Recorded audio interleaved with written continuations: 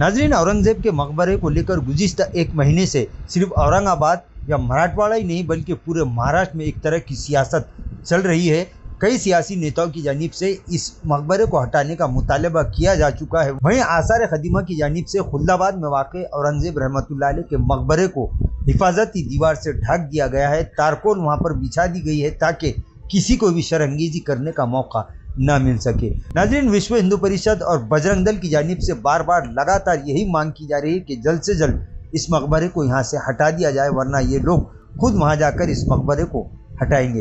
नाज़रीन, ये मामला वैसे तो गुज़िश्ता एक महीने से लगातार चल रहा है, लेकिन इससे पहले जैसा कि महाराष्ट्र के वज़ीर आला देवेंद्र फडणवीस ने एक बयान देकर इस मामले को ठंडा करने की कोशिश की थी कि यह मामला चूँकि आसार खदीमा और क़ानूनी तकनीकों में घिरा हुआ है, लिहाजा इस मकबरे को हटाना इतना आसान नहीं है। और उन्होंने ये भी कहा था कि इस मकबरे की जिम्मेदारी यानी इस मकबरे की हिफाजत की जिम्मेदारी रियासती और मरकज़ी हुकूमत पर आयद होती है। नाज़रीन, वहीं अभी एक बड़ी खबर निकल कर सामने ये आ रही है कि मुग़ल वंश प्रिंस याकूब हबीबुद्दीन तूसी ने इस मामले को लेकर यानी औरंगजेब रहमतुल्लाह अलैह के मकबरे को लेकर अब राष्ट्रपति को एक पत्र लिखकर, एक मुतालबाती महज़र लिखकर यह मुतालबा किया है कि मरकज़ी और रियासती हुकूमत, पुलिस इंतज़ामिया और ज़िला इंतज़ामिया औरंगजेब रहमतुल्लाह अलैह के मकबरे की हिफाजत को यकीनी बनाए, इसकी सुरक्षा को पूरी तरह से यकीनी बनाए। उन्होंने कहा कि इस तरह के मामला को उठाकर गंदी सियासत की जा रही है, लेकिन उन्होंने वहीं ये भी कहा कि आसार खदीमा और तारीख से जुड़ा हुआ ये मामला है, लिहाजा इस मकबरे को हटाना इतना आसान नहीं है। उन्होंने हिंदुस्तान के सदर जमहूरिया से मुतालबा किया है कि वो औरंगजेब रहमतुल्लाह अलैह के मकबरे को यकीनी तौर पर महफूज करने के लिए फौरी तौर पर इक़दाम ज़रूर करें। अस्सलाम वालेकुम रहमतुल्लाहि व बरकातुहू। मैं प्रिंस याकूब हबीबुद्दीन तूसी, बहादुर शाह जफर का पड़पोतरा, जानशीन आलमगीर औरंगजेब रहमतुल्लाह अलैह, मुतवली और केयरटेकर, औरंगजेब की मज़ार का मुतवली और केयरटेकर की हैसियत से मुल्क में जो आज औरंगजेब की मज़ार को लेकर जो हंगामा हो रहा है, जो फिसादें पैदा हो रही है, उसी सिलसिले में हमने प्रेसिडेंट ऑफ इंडिया को एक रिप्रेजेंटेशन भेजा है। हमने लेटर में प्रेसिडेंट ऑफ इंडिया को औरंगजेब की मज़ार की हिफाजत करने के लिए बोला है, क्योंकि कॉन्स्टिट्यूशन के हिसाब से Asian monuments and archaeology sites and remarks act 19 के मुताबिक इसको तोड़ना या हटाना या नुकसान पहुंचाना गैर कानूनी है। एशियन मॉन्यूमेंट्स के मुताबिक इसकी मज़ार की ड्यूअल ओनरशिप है एएसआई और वक्फ बोर्ड। वक्फ बोर्ड 51 आर्टिकल 51A 104 के मुताबिक इसको किसी किस्म का नुकसान पहुंचाना गैर कानूनी है। इस पूरी फिसाद की जड़ जो है, ये फिल्म छावा की वजह से जो आज देश में माहौल खराब हुआ है, उस पर भी हम जो है प्रोड्यूसर और डायरेक्टर के खिलाफ जल्द जो है केस फाइल करने वाले हैं। और तमाम हिंदुस्तान को मैं ये बताना चाहता हूं कि आलमगीर औरंगजेब रहमतुल्लाह अलैह एक इंसाफ पसंद बादशाह थे, क्योंकि हिस्ट्री के साथ बहुत छेड़छाड़ किया गया है। क्योंकि आप सबको मालूम है, अगर वो ऐसे कट्टरपंथी रहते तो एलोरा एजेंटा में आज एक भी, क्योंकि खुल्दाबाद से एलोरा एजेंटा 5 किलोमीटर पे है और वहां पर कई मूर्तियां जो हजारों साल पुरानी जो है 100 साल पुरानी मूर्तियां हैं, तो वहां पर एक भी मूर्ति नहीं रहती थी। तो औरंगजेब का जो किरदार था वो किसी मजहब के साथ नहीं था।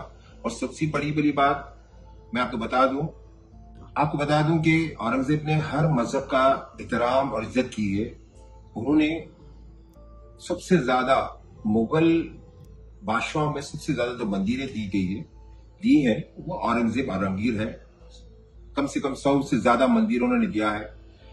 जिस तरह की जो मिसाल जो है, जिसमें आसाम का कामाख्या मंदिर, उज्जैन का महाकाल मंदिर, ऐसे कई मंदिरों ने आलमगीर औरंगजेब ने दिया है। तो जो शख्स मंदिरों के लिए, और इसके फरमान हर जगह मौजूद है कि हिस्ट्री को डिस्ट्रॉय किया जा रहा है, एक दंगा फसाद हिंदुस्तान के मुल्क के अंदर एक औरंगजेब को लेकर जो है, उनकी मज़ार को लेकर जो है एक सियासत खेली जा रही है। तो मैं हिंदू और मुसलमान हिंदू भाइयों से भी कहूंगा कि आप इतिहास के पढ़ने पड़े ये घटिया नेता जो भी है, जिस तरह के बयान दिए हैं, मुल्क का वजीर जो है चीफ मिनिस्टर होते हुए, जो भी नाम है उसका फर्नांडिस, उसके खिलाफ भी हमने प्राइम मिनिस्टर को लेटर लिखा है कि उसके खिलाफ जो है ये जो लड़ाई थी, शिवाजी महाराज हो या कोई भी बादशाह हो, ये बादशाह की लड़ाई थी। यहाँ पर कोई जो है हिंदू और मुसलमान की लड़ाई नहीं थी। जिस तरह भी मैं बता रहा हूं आपको कि हम आपको बताना चाहते हैं कि देखिए, एक बादशाह की लड़ाई थी और सबसे ज्यादा जो है फौज में, औरंगजेब की फौज में जो हाई कमांड्स पे थे, फाइनेंस मिनिस्टर है, ये जो हिंदू राजपूत थे, हिंदू लोग थे, और शिवाजी महाराज की जो फौज में थे वो मुसलमान थे। तो यहाँ पर जो है हिंदू और मुसलमान की लड़ाई नहीं थी, बादशाह की लड़ाई थी। अब रहा खैर का सवाल, उस जमाने में होता ये था कि बादशाह जहां पर फतेह करते थे वहां के बादशाह को कैद कर लेते थे। सबसे बड़ी मिसाल तानेशाह है, जो दक्कन का बादशाह थे। अब आप सबको मालूम है हिस्ट्री में, तानेशाह जो है उस जमाने में महाराष्ट्र बहुत, दक्कन जो है बहुत बड़ा था, जिसमें मराठवाड़ा भी आता था। तो तानेशाह को यहाँ से कैद करके ले गए, खुलदाबाद में रखे, और खुलदाबाद में ही उनका इंतकाल होगा और वहीं पर उनकी खबर है। तो शिवाजी महाराज की और जो औरंगजेब की जो लड़ाई है वो हिंदू और मुसलमान की लड़ाई है, बादशाह की लड़ाई थी। सबसे खास बात ये कि जब शिवाजी महाराज को कैद किया था, जो तानेशाह को कैद किए थे, बादशाह को जैसे कहते हैं, वैसे उन्होंने भी कैद किया है। शिवाजी महाराज ने आजम खान को पूना में अरेस्ट किया, उनकी हथियार निकाल दी। ये किसने, हिस्ट्री ने बताया, क्योंकि वो उस जमाने में होता था। फिर शिवाजी महाराज ने ही उनकी खबर, उनका अंतिम संस्कार, उनका इंतकाल होने के बाद जो तदफीन होती है, आजम खान की तदफीन शिवाजी महाराज ने किया है। और शिवाजी महाराज के बेटे जो शाहूजी थे, उनका पालन पोषण किसने किया? औरंगजेब। उनका कन्यादान किसने किया? औरंगजेब ने। और सबसे खास बात, 5000 अशरफियां उनकी शादी में अपनी जेर सरपस्ती में उनका निकाह, उनका जो होता है हिंदुओं की रीति रिवाज के बाद कन्यादान जो किया है, उसमें जो वो थे साथ में, इतिहास के पन्नों में बताया जाता है। आप उसके बाद उनका कन्यादान किए, उनके 5000 अशरफियां तोहफा दिए, शनाई बजाई गई। तो एक बादशाह इतना कट्टर होता तो एक बादशाह के बेटे को क्यों 18 साल जो है कैद नहीं थी? एक होता था, उनकी बीवी जो थी वही उनके पैलेस में थी। अगर ऐसा इतने कट्टर होते तो बच्चे के साथ, शाहूजी के साथ इतना बड़ा जुल्म करते थे, वो तो कन्यादान किए।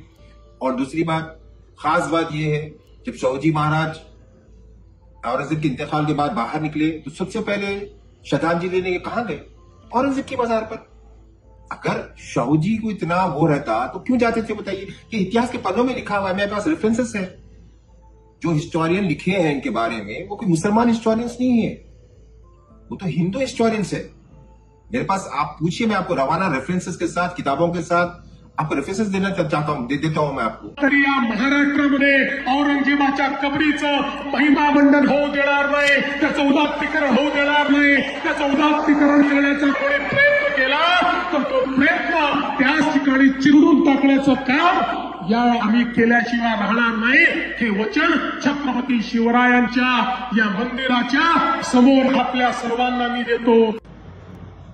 कुछ लोगों की वजह से, कुछ पॉलिटिशियन की वजह से आज देश के हालात दिन ब दिन खराब होते जा रहे हैं, क्योंकि उनके एक गलत बयान से एक चीफ मिनिस्टर ओहदे पे रहते हुए, जो भी इनका नाम है, फर्नांडिस जो भी नाम है, जो एक अच्छे जो है पोस्ट पर रहकर जो है भड़काऊ भाषण देने की वजह से, एक कम्युनल हार्मनी तोड़ने की वजह, उनकी वजह से जो है सेक्शन आर्टिकल 196 से मोदी जी को लेटर में हमने लिखा है कि जल्द से जल्द का इस्तीफा लिया जाए, इनको इस्तीफे से पद से हटना चाहिए, क्योंकि ऐसे कंट्रोवर्सी स्टेटमेंट देने से मुल्क के हालात खराब होते जा रहे हैं। और जो लोग औरंगजेब की पुतले पर जो है, उनकी फोटो के ऊपर जो नीचे कलमे तैयबा लिखा हुआ है, जो भी कलमे का लिखा हुआ था, कुरान की आयतें लिखे हुए थे, उस सेक्शन में भी जो है एक मजहब के कॉन्स्टिट्यूशन के हिसाब से किसी मजहब को हर्ट करना एक कानूनी जुर्म है। उसी सेक्शन के मुताबिक इन लोगों को कड़ी से कड़ी सजा दिया जाए, ताकि कोई भी हिंदू हो या मुसलमान हो, किसी मजहब की या कोई कुरान शरीफ हो, कोई कलमा हो या रामायण हो, किसी तरह के जो है हर्ट करने से, ये सिर्फ एक हिंदुस्तान के मुसलमानों को हर्ट नहीं हुआ, ये सारे दुनिया के मुसलमानों के लिए बहुत बड़ी शर्म की बात है। और एक इस्लाम का एक मजहब की जो है तौहीन करने वाली बात है। लिहाजा हमने प्राइम मिनिस्टर को लेटर लिखा है, इनसे सख्त से सख्त इनकी कार्रवाई हो। नाज़रीन, आज के लिए बस इतना ही, फिर मुलाकात होगी कुछ नई वीडियो के साथ। तब तक के लिए हमें इजाज़त दीजिए। अल्लाह हाफिज़।